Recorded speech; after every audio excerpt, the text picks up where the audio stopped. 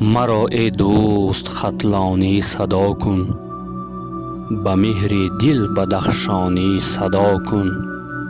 ز دروازم ز خاروغم ز ونجم، بیا و همچو وخیانی صدا کن.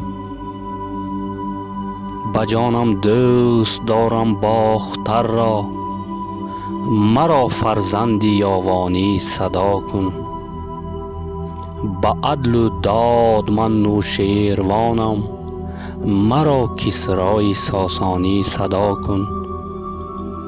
چمن پرورده این آب و خاکم، مرا از نسل سامانی صدا کن. اگر چندی که من از لیوه کندم، به پاس صدق رومانی صدا کن. خجندیم حصاریم ز رشتم، به محفل همچو رشتانی صدا کن. ز در بندم ولیکن در نبندم، مرا شیر نیستانی صدا کن. ز هفت کولم من از شنگی شریفم، دلت خواهد وغشتانی صدا کن. ز نسل واسعم از بلجوانم، نیم مهمان به میزبانی صدا کن.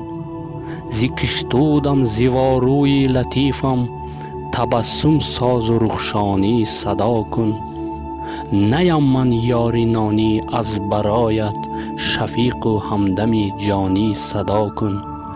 منم پزمان روی بیغبارت، تو هم من را به پزمانی صدا کن.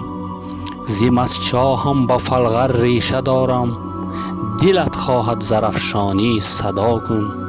مرا از اسفره یا استرافشان، به هر نامی که میدانی صدا کن. چو می بارد به سر باران مهرت، مرا با مهر بارانی صدا کن. دوشنبه قبله ارمان ما شد، مرا چون تاجیکستانی صدا کن.